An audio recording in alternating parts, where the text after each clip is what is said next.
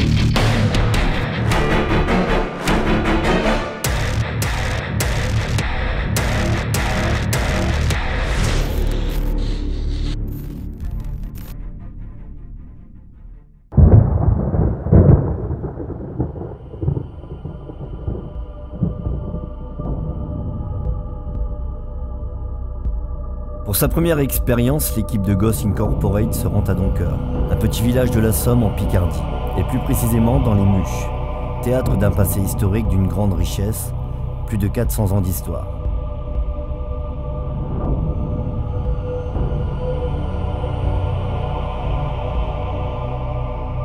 Rencontre avec Marion Bonneau, présidente des Amis des Muches de Doncoeur et responsable des lieux. Bonjour. Bonjour. Donc nous sommes aux Muches de Doncoeur. Oui. Vous êtes donc une bénévole, présidente également de l'association. Voilà, je suis présidente de l'association des Amis des Muches. Les Muches en picard, ça veut dire se mucher, se cacher.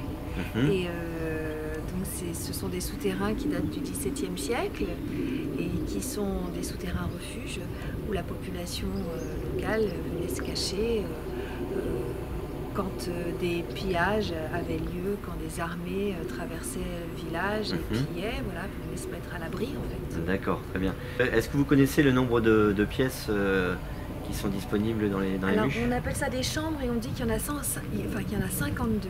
Une partie des Muches qui reste complètement fermée. D'accord. Et inaccessible. D'accord. Donc en fait, quand on dit qu'il y a 52 chambres, c'est les 52 chambres qui ont été déblayées. Sur certains documents, on peut lire que la population locale, donc pour échapper aux fourrageurs, donc c'était les personnes qui venaient piller les récoltes et le bétail, et puis qui faisaient des exactions contre le peuple. On dit également que les Muches de Doncoeur se situent à 9 mètres de profondeur. Ouais. Donc, la durée des séjours de ces personnes-là n'excédait pas 4 jours. Est-ce que vous avez eu... Même moins, on pense que c'est même moins. D'accord. On raconte beaucoup, il y a énormément de choses qui ont été... beaucoup de légendes sur ces Muches. En fait, on n'a pas énormément... Comme il n'y a rien d'écrit. D'accord. On ne peut que, à travers les traces qui sont la restées, tradition orale. La tradition orale et les traces laissées. Et on se dit que... Et puis aussi la capacité de l'air de respirer dans ces lieux-là. Sachant qu'il y avait les bestiaux. Voilà, on descendait aussi avec les animaux. Donc ça peut... on a du mal à penser qu'il serait resté plus d'une journée ou deux. Ah oui, d'accord. Ouais, donc c'était vraiment pour échapper... D'accord, ok, très bien. Et le site, il y a combien de visiteurs par an? En moyenne? À peu près 1000 visiteurs par an. D'accord, ok. Entre 1000 et 1500. Écoutez, en tout cas, on remercie l'association des Muches de Doncoeur de nous recevoir aujourd'hui. Bienvenue. Et puis, en espérant que la vidéo permette de faire connaître ce joli site du nord de la France. Et puis, pourquoi pas, faire venir un peu plus de visiteurs. Voilà. Merci. Merci beaucoup, Bonneau. Merci. Après cette introduction avec la présidente des Amis des Muches, c'est au tour de nous entretenir avec Nicolas, passionné de l'histoire locale et guide des Muches. Les Muches, c'est-à-dire que c'est vrai que quand on descend tout seul, il y a toujours l'esprit qui vagabonde. C'est-à-dire déjà quand on se promène tout seul quelque part, on a toujours l'imagination qui travaille, le fait de marcher, tout ça. Là, le fait d'être dans l'obscurité, plus ou moins,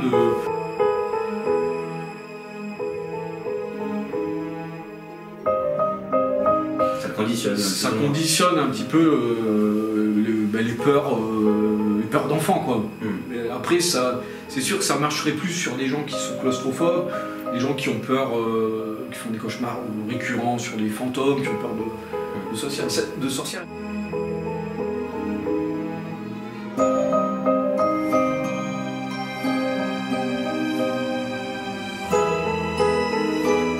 qu'à un moment c'était assez rigolo parce que au moment on se posait des questions parce qu'on entendait un peu plus fort, enfin un peu plus, il y avait comme une sorte de courant d'air. Donc on se demandait est-ce qu'il n'y a pas une ouverture quelque part, parce que pour qu'il y ait un courant d'air, il faut qu'il y ait un appel d'air en fait. Tout à fait. Donc et les voitures, on entendait que ça résonnait beaucoup plus. Donc je me posais la question. La première question qu'on pose, c'est pragmatique, on va se dire bon, il y a un trou quelque part. Et après, on trouve pas le trou, donc au bout d'un moment on se dit ça se trouve c'est un esprit, enfin voilà, on a toujours cette pensée-là.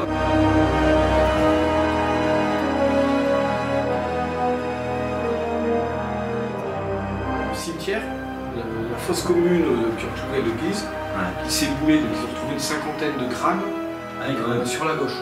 Je crois qu'il en reste peut-être un ou deux. Donc vous avez voilà, donc là déjà c'était un peu plus évocateur. Donc on pouvait y accéder parce que c'était moins glissant. Donc les visiteurs, eux, pensaient que c'était des villageois qui étaient morts, donc ça évoquait, voilà, ça entretenait tout ça. Voilà, vous avez un groupuscule de mouches qui va se situer en fonction des attaques d'Oxy-le-Château. Donc voilà, qui vont être disséminés partout ici. Pareil, Loti, là, ils vont attaquer Naour, le village voisin. Et en fait, les buts des armées, c'est d'essayer de prendre possession des grandes villes. Genre Abbeville, Amiens, qui sont des villes fortifiées, qui sont des citadelles. Et comme ça prend des semaines et des semaines de siège, ils sont vraiment obligés de s'alimenter sur le dos des villages. Mais ça n'empêche aussi qu'on aura toujours les armées françaises qui vont combattre dans cette zone-là, donc qui vont se servir sur les villageois, les armées espagnoles voilà, qui continueront d'attaquer. Quand ils arrivent trop bas vers Paris, c'est là que le roi va envoyer ses 100 000 mercenaires pour les refouler le plus possible vers le nord. Voilà, l'endroit stratégique, c'est vraiment Paris, Versailles, tout ça.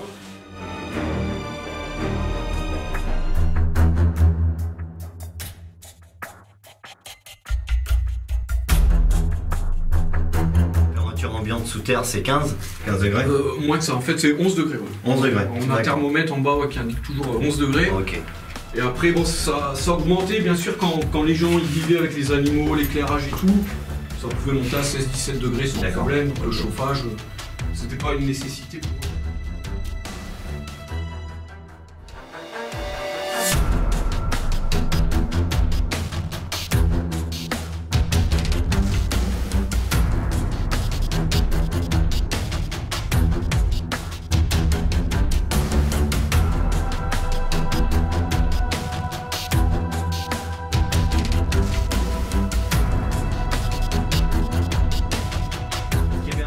Par rapport à la peste aussi, pour échapper à la peste ou pas? C'est possible, mais c'est pas forcément efficace parce qu'il faut imaginer que sous terre, comme ils descendaient leurs récoltes, parfois ils vont stocker les récoltes quelques années, enfin, bien à l'abri d'humidité quand même. Donc ça va tirer la vermine, tout ça, les rats, donc ça va propager des maladies. D'accord, ah oui, quand même. Donc c'est très insalubre, c'est vraiment. C'est un milieu très hostile, les mouches. Qui descendaient dans les souterrains, pour eux ça représentait le royaume des morts, ça représentait l'enfer.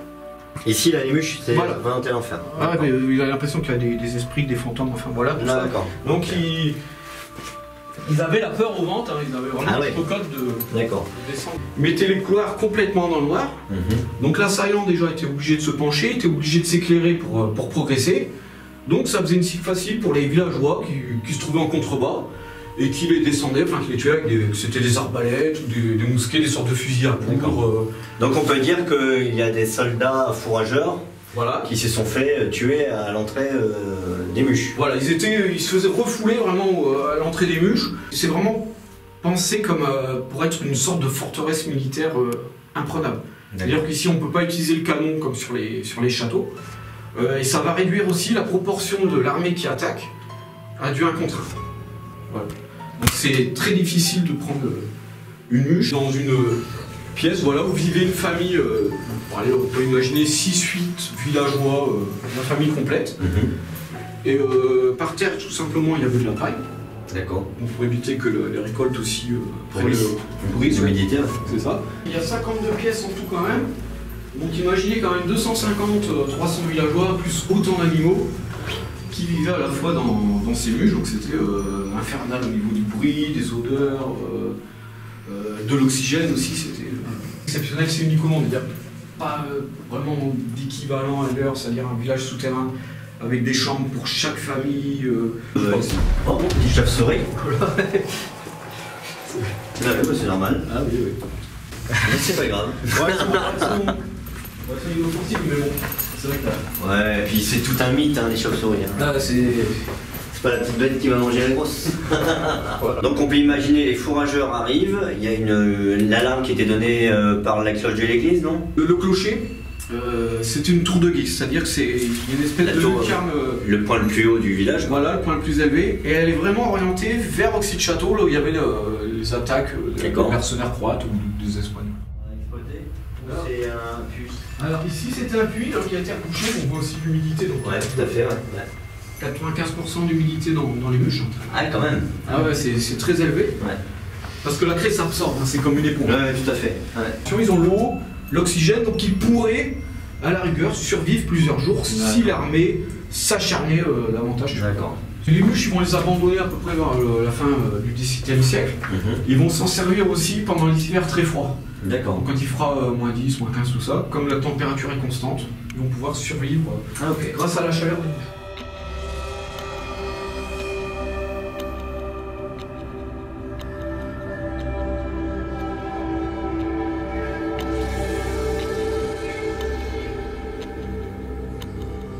Donc là, moi j'avoue, depuis que je suis rentré, on peut vite se paumer là-dedans. Voilà, c'est un peu le but aussi des mûches, c'est que du fait que quand il y a un assaillant qui pénètre dans les mûches, c'est toujours nouveau pour lui. C'est-à-dire que déjà, il ne sait pas où il va, donc il perd ses repères, il est complètement déboussolé. Donc on trouve 1900, après ce sont des familles généralement 1941 qu'on retrouve 1942. Ils vivaient dans des conditions assez rudes, il y a eu des accouchements, peut-être des meurtres, entre familles, jalousie, tout imaginer que c'est un contexte quand même. Vous voyez le 9-10 mètres de profondeur là.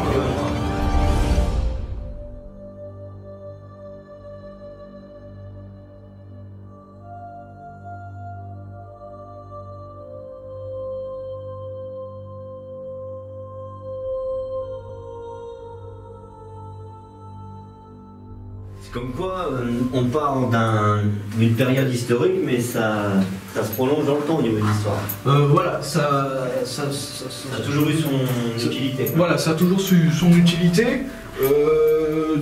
Ça a peut-être servi aussi pendant les guerres franco-prusses vers 1870 et les poussières. D'accord. Donc un peu pendant la Première Guerre mondiale, la Seconde Guerre mondiale beaucoup plus. Ce sont des gens qui ont vraiment subi des guerres, des atrocités, tout ça. Donc on sent un peu on peut tout imaginer. Ouais. Vous avez des symboles religieux sur la droite. Ouais. Donc il y a des croix, des symboles, Et là, il y a des inscriptions de 1600 et quelqu'un. Exact. Sur les murs aussi. Ouais.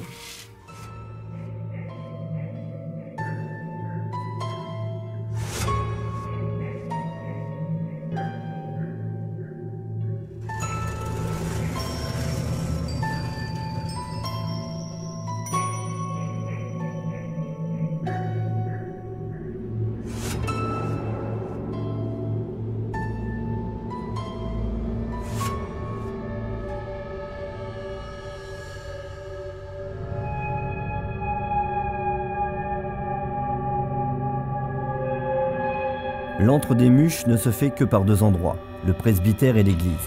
Nous pénétrons dans cette cave appartenant au presbytère, et nous nous engouffrons dans un boyau très étroit et bas de plafond. Les chambres se succèdent les unes derrière les autres, nous laissant ainsi envahir par l'obscurité du lieu, et la charge de l'histoire pesant sur ces frêles piliers de calcaire.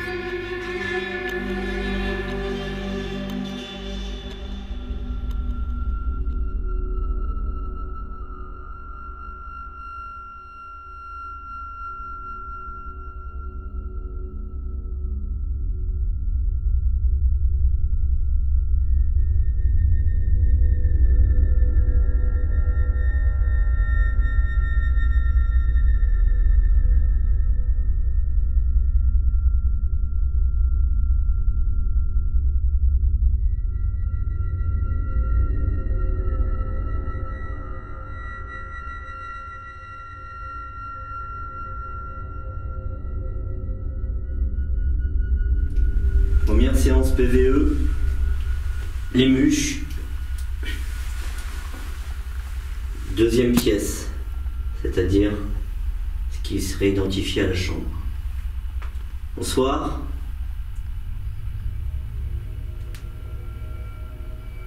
Est-ce que quelqu'un, une entité, un esprit, une âme, veut communiquer avec nous?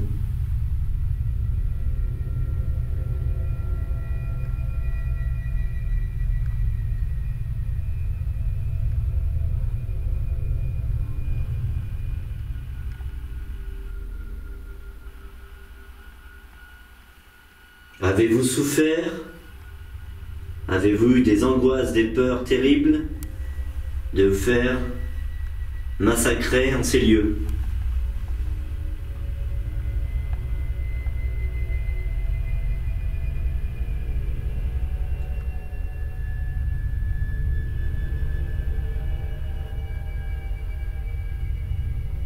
Êtes-vous un homme?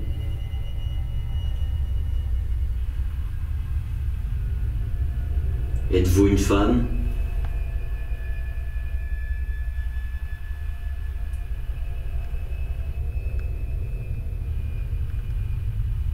Pouvez-vous lancer, faire un bruit?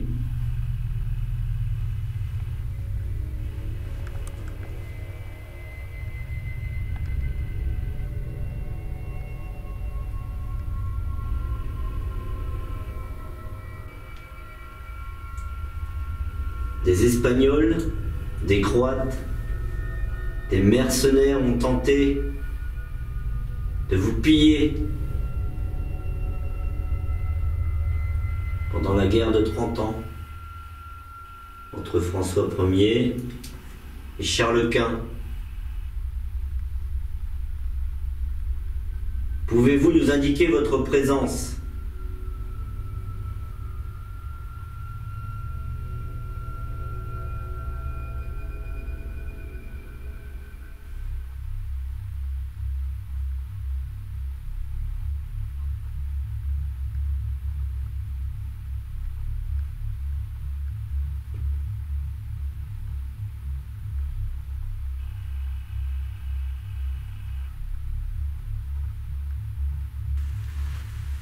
C'est plutôt tranquille.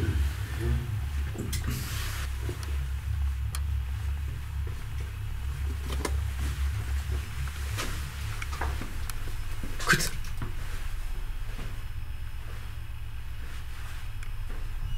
Tiens.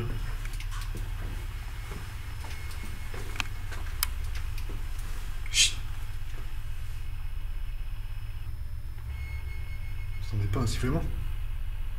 Peut-être moi. C'est pas le pod. Le pod, il est à la bonne. Le pod, il est sur la droite. Écoute. Merci. Chut. Ah oui, c'est le pod. Non.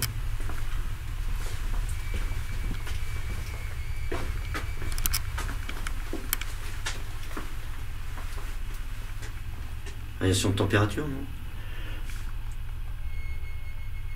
Pas très fort, mais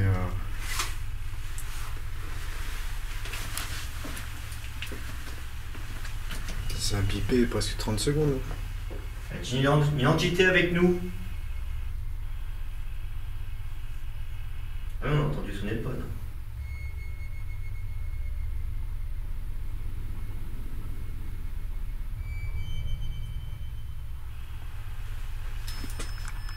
Ça faisait ça.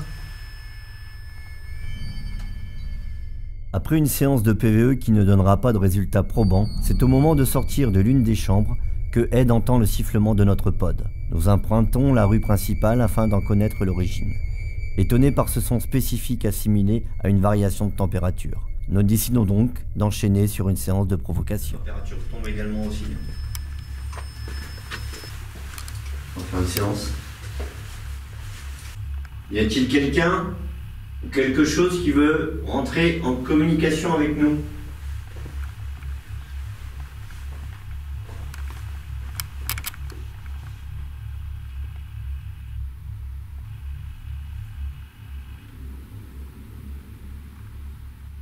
Êtes-vous un homme?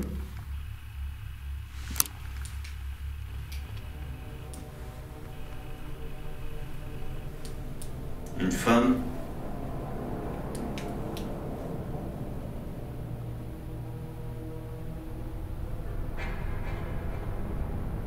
Êtes-vous un soldat?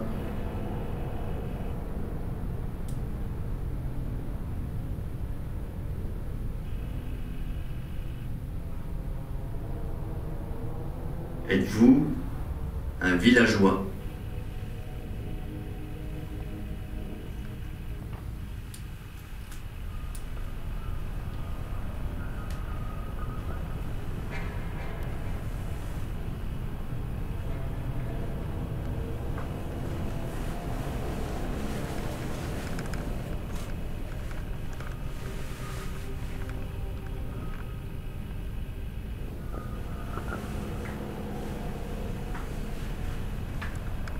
Est-ce que vous pouvez jeter un caillou? Faire du bruit?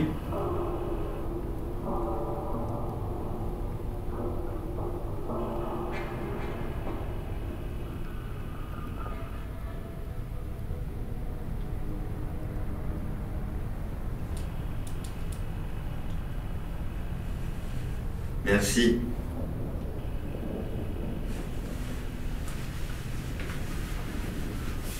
Bizarre.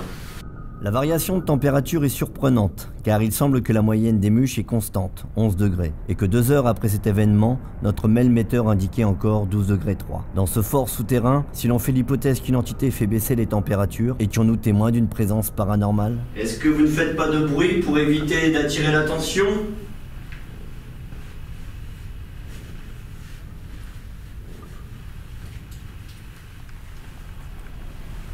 Je vais poser le K2, car c'est ici que vous vous postiez pour éviter que les mercenaires n'entrent dans les mûches. Si vous voulez communiquer avec nous, faites bouger les petites lumières. On vous remercie par avance.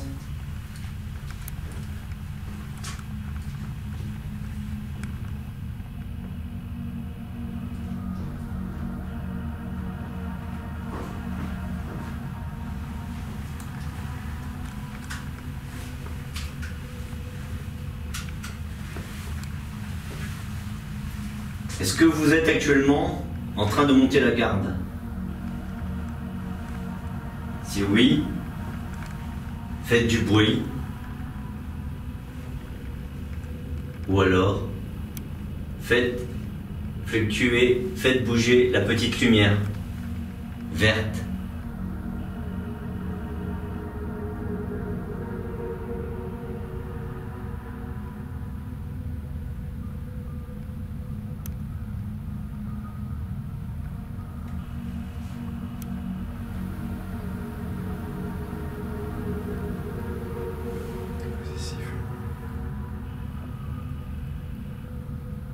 Entendu siffler.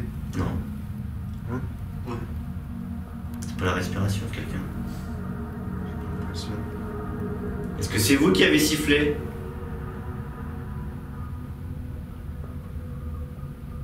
Faites fluctuer le K2 s'il vous plaît.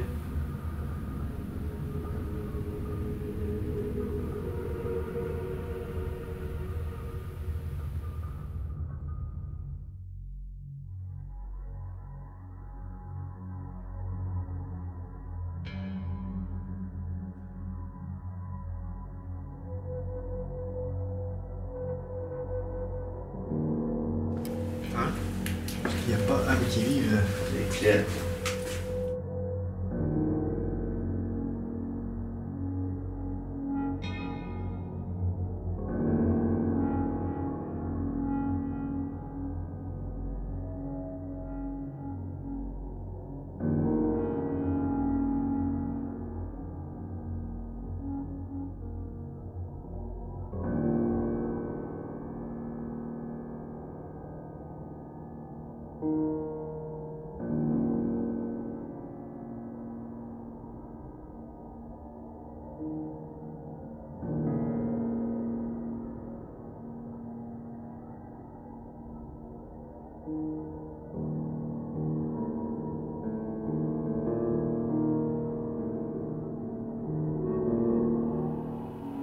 Y a-t-il quelqu'un ici?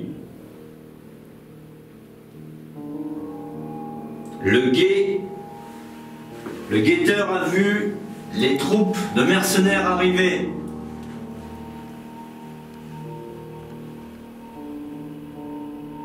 Il faut vous cacher dans les muches. Votre maison vient d'être incendiée. Trouvez quelque chose pour que l'on puisse communiquer.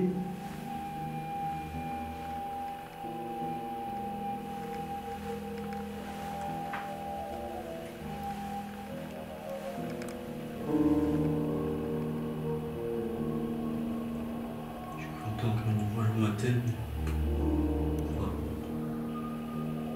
Analyser le trou. Je sais pas si c'était une respiration ou quoi. Après, ça prend hyper. L'acoustique ici, elle est impressionnante. On t'entend respirer, par exemple.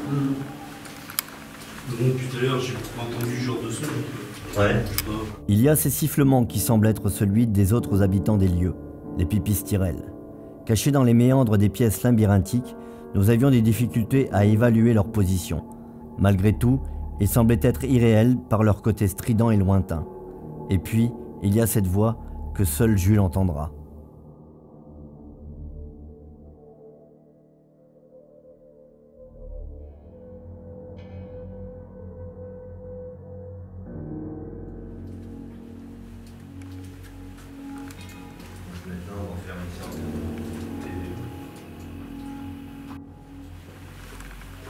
Je vais poser le K2 à cette fenêtre. Lorsqu'ils ont creusé, on fait tomber une partie de la paroi et ça a communiqué directement avec une autre chambre.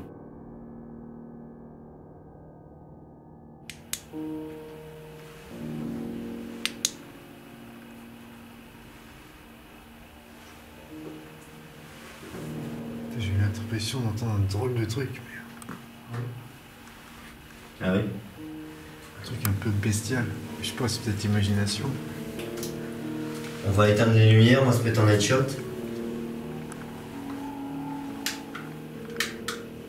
Truc lointain, non? Un genre de souffle. Ouais, genre un peu derrière nous.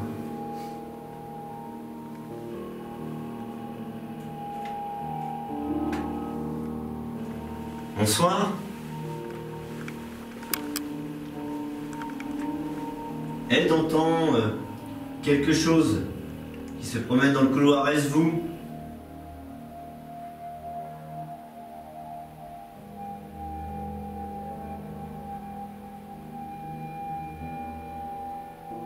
On sent que le taux d'humidité est plus important ici. On se sent plus oppressé, moins tranquille.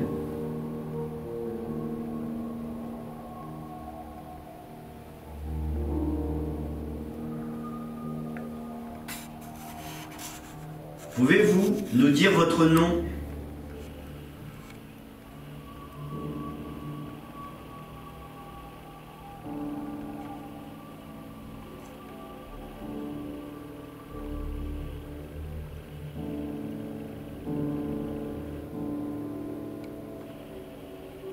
Avez-vous souffert?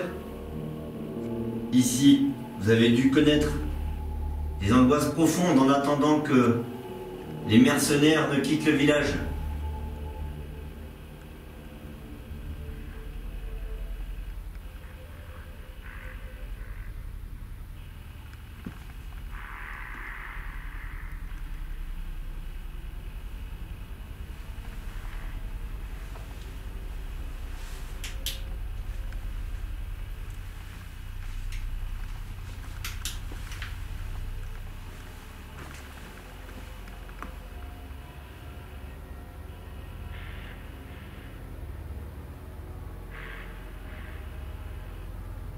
Pouvez-vous faire du bruit, s'il vous plaît? Jetez un caillou. Tapez un mur.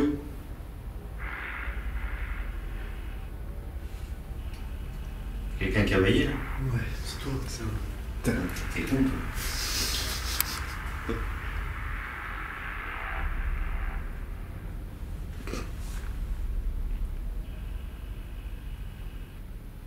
Est-ce que vous voulez communiquer avec nous? Ou alors du fait que c'était un lieu où il devait se taire, vous attendez que les fourrageurs quittent le village?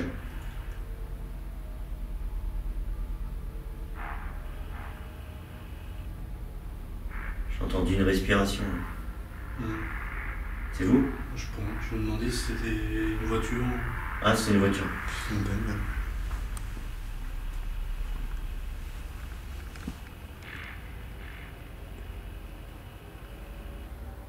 C'est notre première enquête. On a choisi les Muches du Donker pour sa richesse historique. Plus de 400 ans d'histoire. Est-ce que une ou plusieurs entités veut communiquer avec nous? C'est quoi le bruit? C'est moi. Putain, qu'est-ce que tu fais? Ah ouais, attends. C'était pas une caisse quand même. Non, je baille. Enfin, je me forçais à pas bailler. Ok. Bon. Bah, jusqu'alors, à chaque fois que j'entends un petit truc. Ok. C'est nous qui faisons plus de bruit que vous en fin de compte.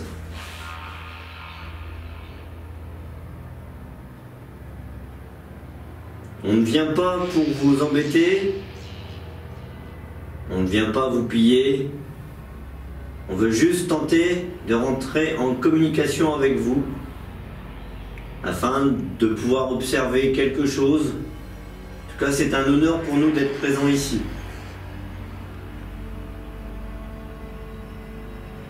On va arrêter là la séance de PVE et on va quitter cette pièce.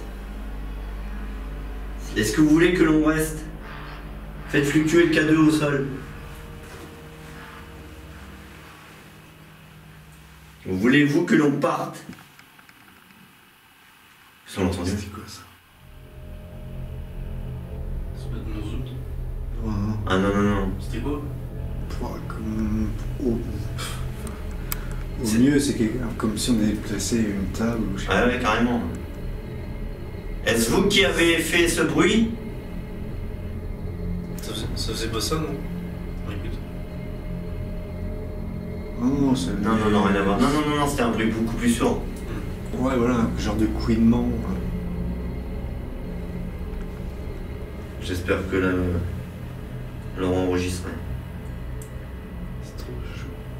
Est-ce que vous voulez que l'on parte?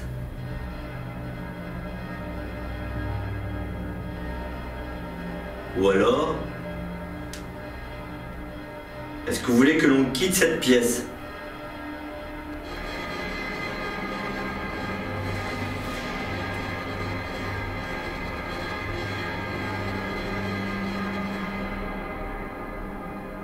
À défaut d'avoir une réaction, on va éteindre nos appareils. Et l'on reviendra un petit peu plus tard. Merci.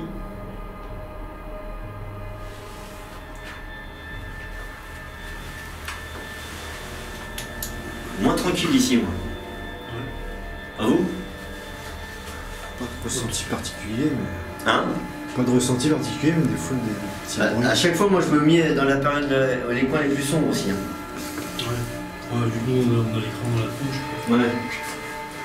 On était moins dedans.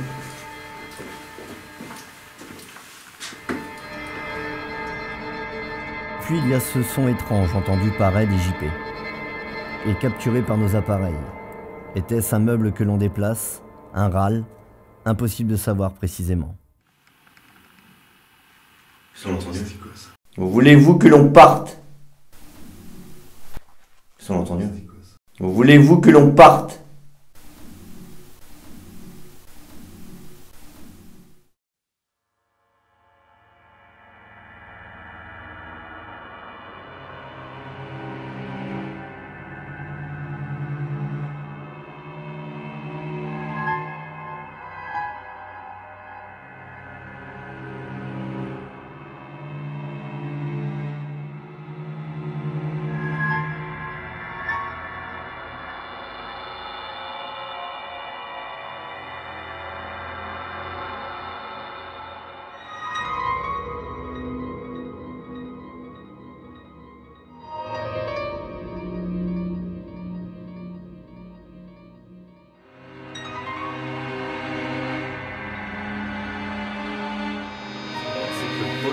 le mettre dans la vision.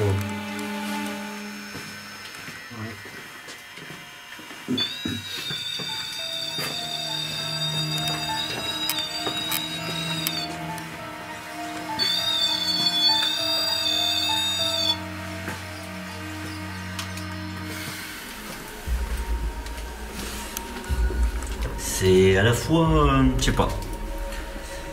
On n'est pas, je sais pas si le fait qu'on ça fait déjà mine de rien 2 heures qu'on y est. C'est quoi ça?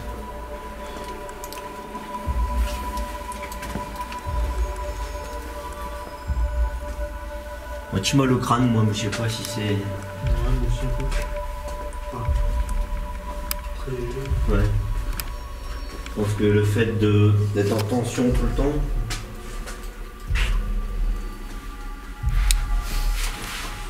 Alors que j'ai rechargé à fond hier. Je vais mettre un petit caillou pour voir si elle n'a pas avancé. Voilà, je le mets juste à côté. Voilà. T'as pris la Ghostbox, Ed? Dis-moi, je cherche.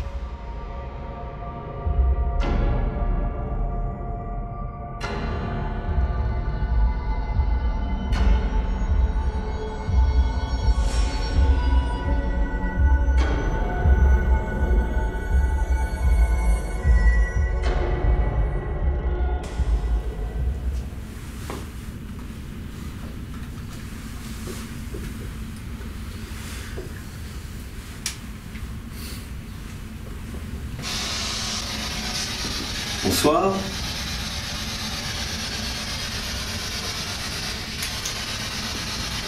Est-ce que quelqu'un veut rentrer en communication avec nous? Vous pouvez utiliser la Ghostbox pour pouvoir piocher de l'énergie et pouvoir communiquer avec nous.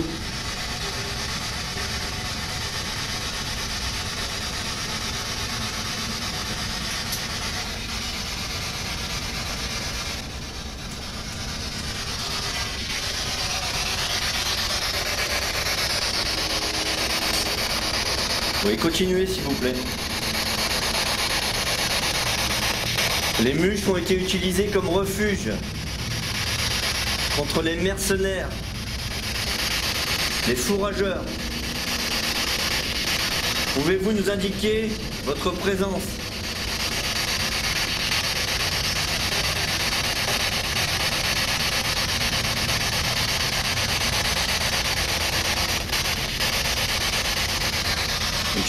Utilisez les ondes FM pour pouvoir communiquer avec nous. Bonsoir.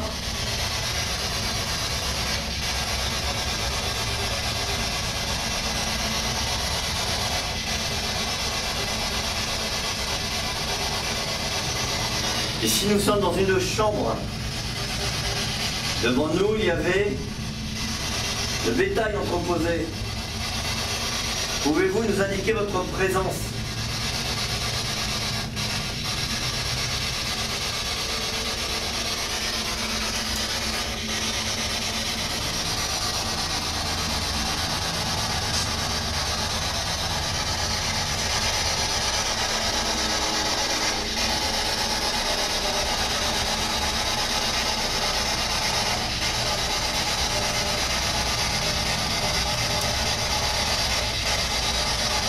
Y a-t-il une ou plusieurs entités en ces lieux?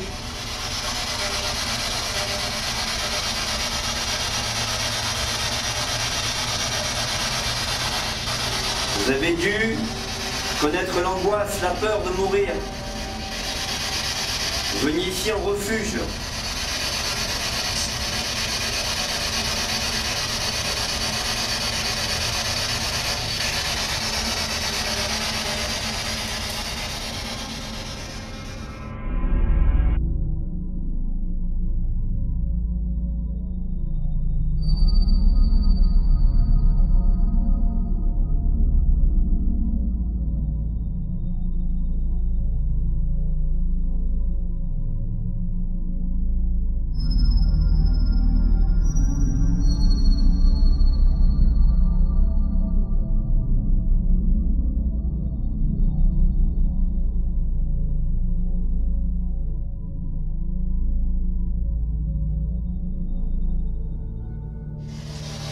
Usez l'énergie de nos appareils pour communiquer avec nous, s'il vous plaît.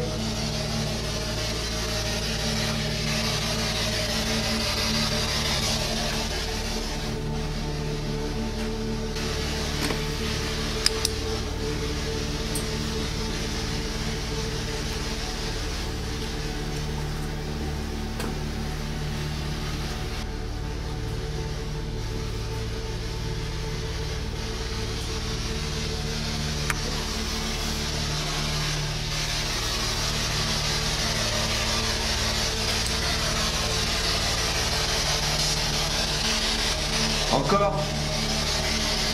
Merci.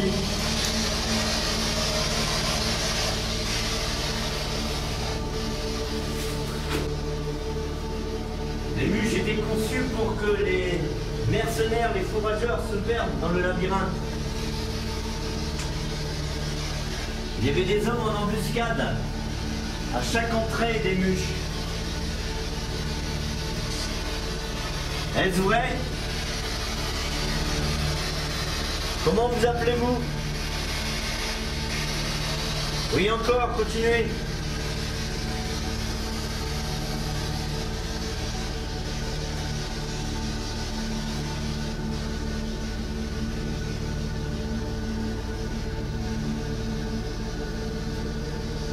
Bonsoir.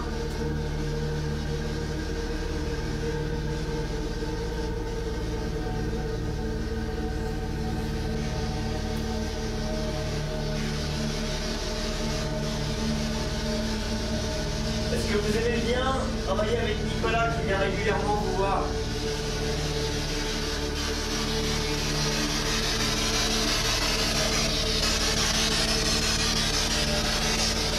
Parfois il entend, ou alors il a la sensation de courant d'air.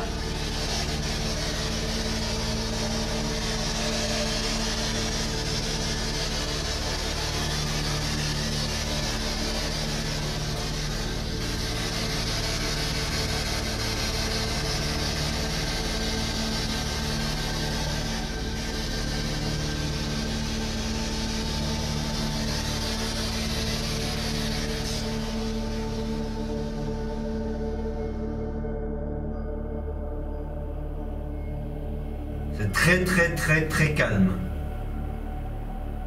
Tapez, jetez un caillou, faites quelque chose.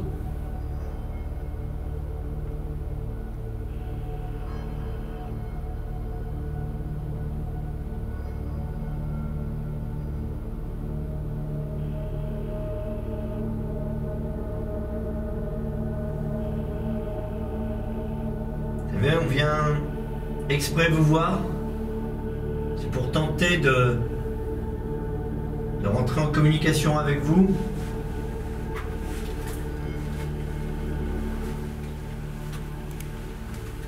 C'est vrai que la vie se trouvait au-dessus, à 9 mètres au-dessus de nous.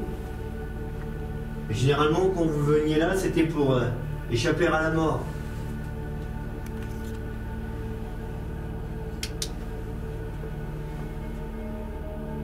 Faites un bruit.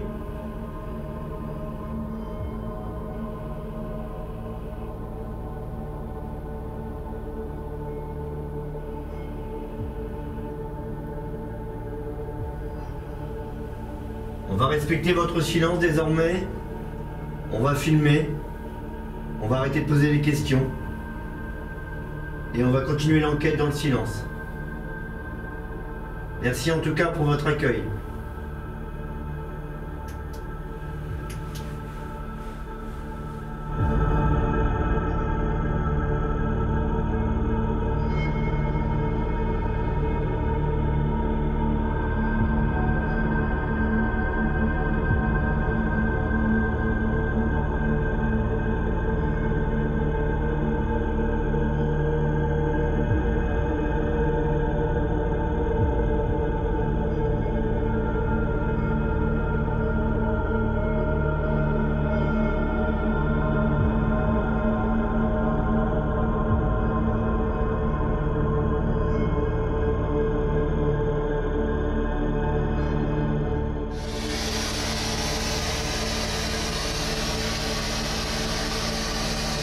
À vous.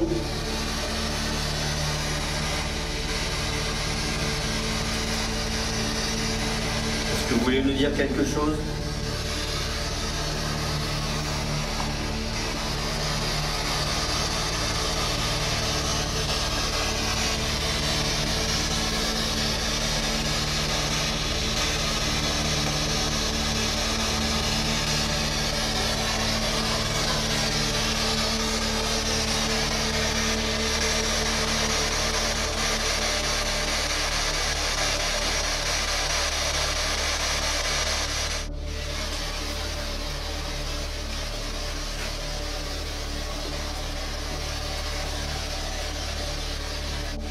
Alors le guide nous disait que pour éviter que le bétail fasse demi-tour dans les chambres, il y avait des caissements comme ça pour faire changer le sens de la circulation des animaux. Une lumière verte là, c'était quoi?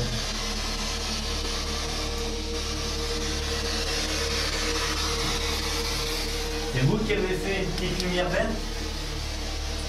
Ici.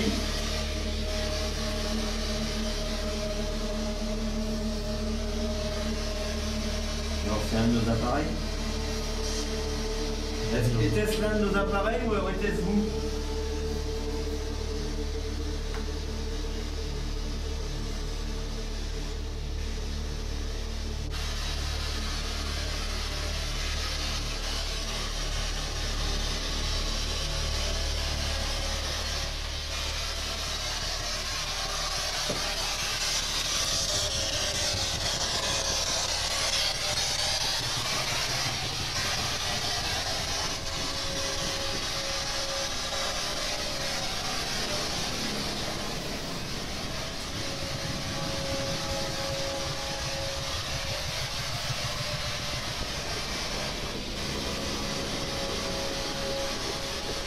Cette échelle était empruntée pendant la Seconde Guerre mondiale.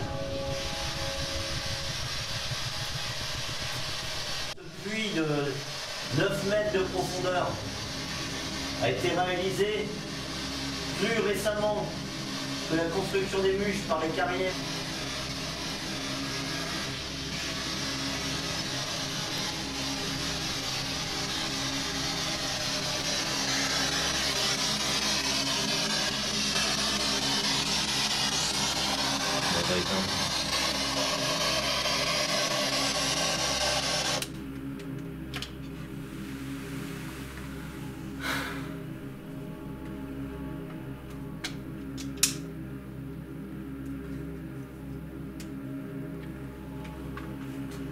On se met en night shot. On éteint toute la lumière. Et puis on va pas tarder à se dire au revoir. Écoutez, ça a été très tranquille.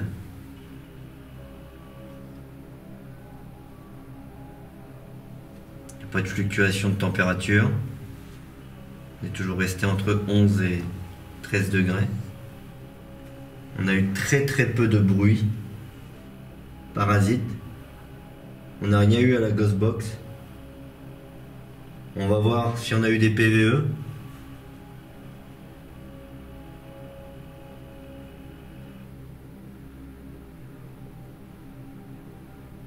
Je vous rappelle qu'à l'entrée des Muches, on a mis une balle au sol. Si vraiment vous voulez qu'on revienne vous voir, essayez de la déplacer cette balle. Ça nous montrerait qu'on n'est pas venu pour rien. Mais en tout cas, c'était un plaisir d'être présent ici ce soir.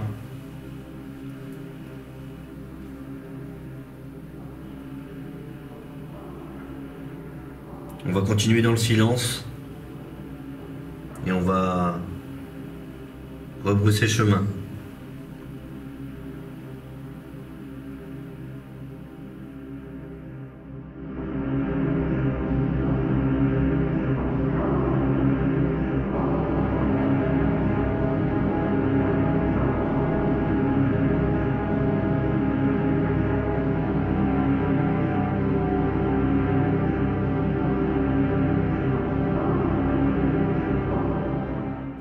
pouvez le constater, le pote qui ici n'a pas bougé. La balle non plus.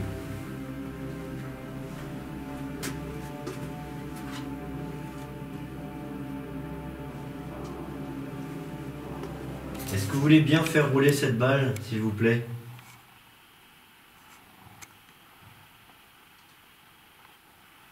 Ça veut dire non? On vient d'entendre 2 coups. Pouvez-vous recommencer? Est-ce que vous pouvez faire rouler cette balle, s'il vous plaît?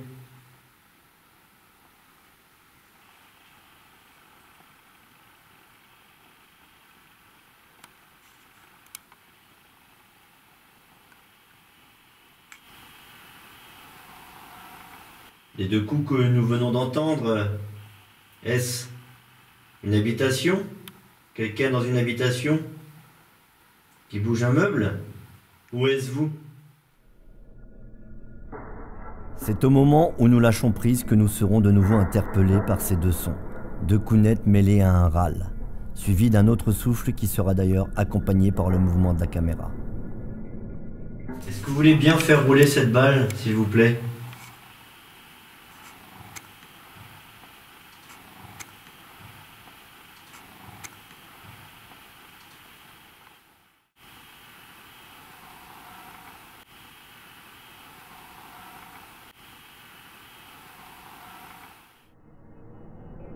Ce phénomène sonore reste pour nous inexpliqué, car l'endroit montre à quel point les bruits parasites sont rares, 9 mètres sous terre. Suite à ça, nous tenterons de refaire une ultime séance de Spirit Box qui n'apportera rien à notre investigation. On va se dire bientôt au revoir. On va vous quitter.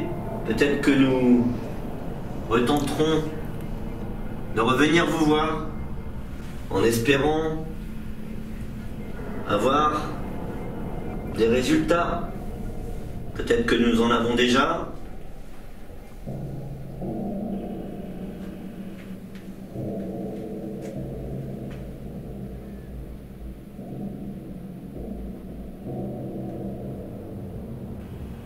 Est-ce que vous souhaitez que nous revenions vous voir ultérieurement, dans quelques mois?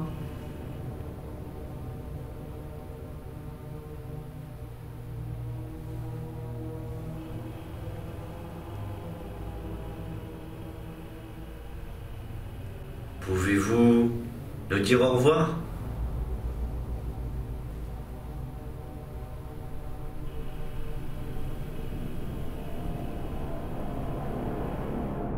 Bon, bah écoutez, encore une fois merci. Je vous rappelle quand même qu'il y a une balle au milieu de cette rue principale souterraine. Il y a juste à la déplacer si vous en avez la force. En tout cas, me concernant, j'ai toujours ce mal de crâne. Alors je sais pas si c'est l'excitation du moment, ou alors la fatigue qui est liée à l'enquête, ou alors si vous puisez dans mon corps. Mais en tout cas, on vous invite, même si vous n'êtes pas manifesté, on vous invite à rester en ces lieux. On vous demandera également de ne pas nous suivre. Et on vous remercie pour votre accueil. Et on se dit à bientôt. Merci. C'est quoi les bruits qu'on entend là? Chauve-souris, ça, non? C'est possible. Oula. Putain, oh putain, j'arrive. Bon bah merci. Putain. C'était une manière à vous de nous dire au revoir. On va se dégager, hein.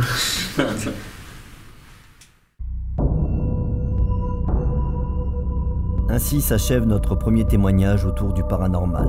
Les Muches restent un endroit qui garde encore tous ses secrets, ses mystères. Notre jeune expérience ne nous a sans doute pas permis d'apporter notre pierre à l'édifice sur la survivance de l'âme. Ce lieu restait jusqu'à ce jour vierge de toute enquête et nous sommes heureux d'avoir été les premiers à le faire dans les Muches de Doncoeur. Ce lieu n'avait pas d'histoire ou de légende connue autour du paranormal, mais avec plus de 400 ans d'histoire, il a été le théâtre de violence et de cruauté, amenant à un funeste sort certains de nos ancêtres. Y a-t-il une vie après la mort? Notre investigation n'aura pas permis de répondre en partie à cette question. Mais nous avons été témoins de phénomènes de sons troublants. En premier lieu, le pod avec une variation de température en tout début d'enquête, tirant vers le bas. Bien que les mûches gardent une température constante autour des 11 degrés en moyenne, ce phénomène nous permettra de rentrer rapidement dans notre exploration nocturne. Et rien ne nous avait préparé à être témoins de cela. Ensuite, il y a ce bruit sonore que l'on peut assimiler à un déplacement d'objets lourds, comme un meuble, ou perçu par Ed plus comme un râle humain. Sur les trois, seul Jules ne réagira pas. En trois, ces deux coups nets et sourds paraissant à la fois proches et lointains, comme une réponse négative à la demande de déplacer la balle placée dans la rue principale. Sachant que ce qui nous entoure est constitué de calcaire, nous sommes surpris par les caractéristiques de ce son.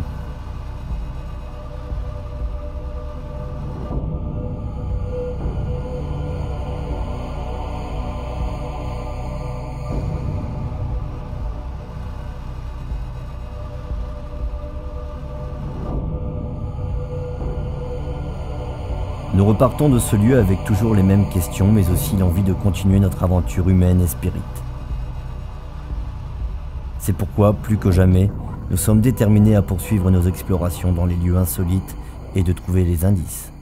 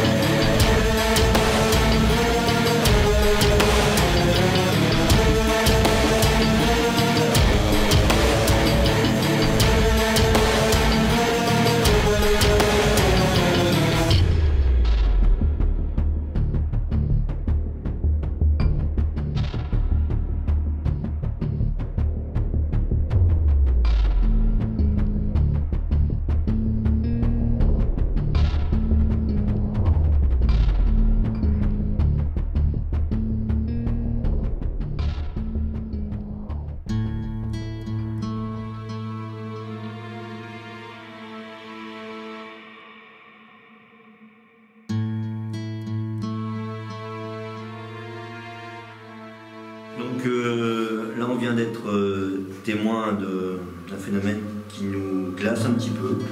On n'a pas trop envie de jouer avec des choses qu'on ne maîtrise pas. Donc ce qu'on va faire, même si on a fait des kilomètres, on va arrêter là notre deuxième enquête.